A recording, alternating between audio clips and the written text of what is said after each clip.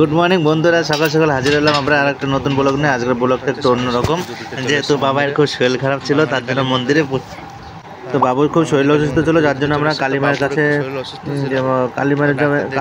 একটু সুস্থ হয়ে গেলে পুজো দেওয়ার কথা ছিল। তো সকাল সকাল আমি আর সোনালি চলে গেলাম পুজো দেওয়ার জন্য।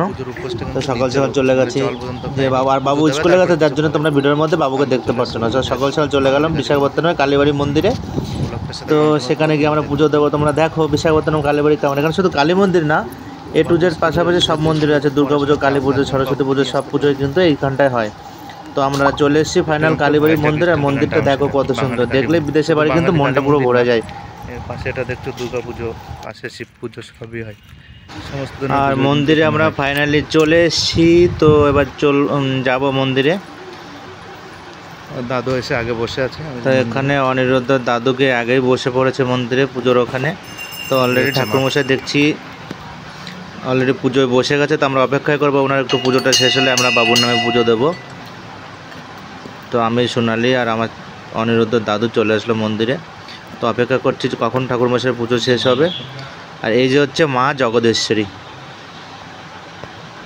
আর এই দেখো মন্দিরের চারিপাশটা মোজাইক করা কত সুন্দর। আর পাশে যেটা দেখছো এটা হচ্ছে ভোলে বাবার মন্দির। আর এখানে সবকটা মন্দিরই আছে, পাশাপাশি আরও তোমার একটু ওইদিকে সাইডে গেলে ডান দিকে সব দেখতে পারবে তোমরা সাউথ ইন্ডিয়ান সব টেম্পল। বাট এটা আমাদের বাঙালি টেম্পল, যে বিদেশে বাড়ি থেকেও বাঙালি টেম্পল সব কিছু পেয়ে যাচ্ছে। এটাই দেখলে কিন্তু মনটা পুরো ভরে ওঠে। আর এই যে দেখছো বাবা ভোলেনাথ ভেতরে।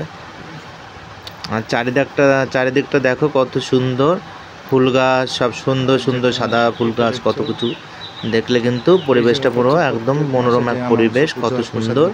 আর এই যেটা হলরুম মতো এটা দেখছো, যেটা এটা কিন্তু খাওয়ার জায়গা। সমস্ত অনুষ্ঠান হলে যেখানে খাওয়া দাওয়া হয় সব কিছু কিন্তু এখানে হয়। আর চারিদিকে দেখো সবুজ গাছপালা, দেখলে কিন্তু মনটা পুরো ভরে উঠেছে। তো আমরা অপেক্ষা করব, দেখি ঠাকুরমশাই কখন আছে আর কখন পুজোটা, আমার বাবুর পুজোটা শুরু হয়। তার জন্য আমরা অপেক্ষা করে রয়েছি সবাই মন্দিরে।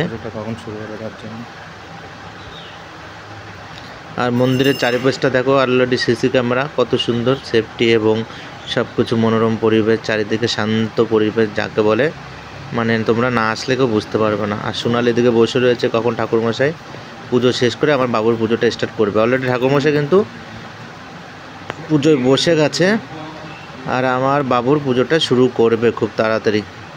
আর এদিকে সোনালি ডালা সাজিয়ে দিচ্ছে, ঠাকুরমশাইকে দিয়ে দিয়েছে। ঠাকুরমশাই কিন্তু অলরেডি মন্ত্র পড়া শুরু করে দিয়েছে আর বাবুর নামে পুজো শুরু করে দিয়েছে। আর ভিতরে দেখতে পাচ্ছ মা জগদ্ধাত্রী ছাড়াও কিন্তু রামকৃষ্ণ শারদা মা কিন্তু ভিতরে আছে, দেখতে পাচ্ছ। এটা দেখলেও কিন্তু মনটা পুরো ভরে ওঠে।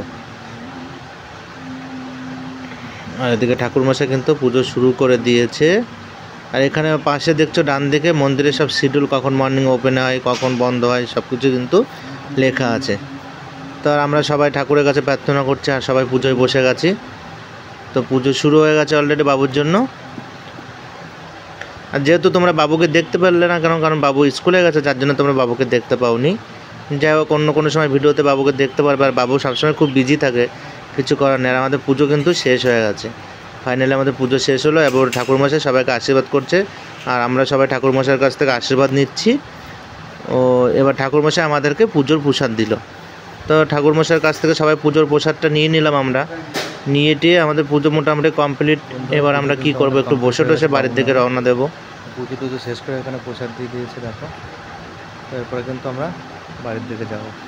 আর এখন পুজোর টাইমটা দেখো। আর এই তো দেখালাম তোমাদেরকে মন্দিরের schedule. Temple open time 6 o'clock, ভোগ 11:30 PM। আর এখানে হচ্ছে আমাবস্যা পুজো 24 জুলাই মাসে। আর এই মা হচ্ছে মা জগদেশ্বরী, মা ঠাকুরের নাম। তো আমরা একটু বসে নিই। আর এদিকে কিন্তু সোনালি কিন্তু পুরো নির্জলা উপোস দিয়েছিল বাবুর জন্য। তো ভিডিওটা কেমন লাগলো তোমরা অবশ্যই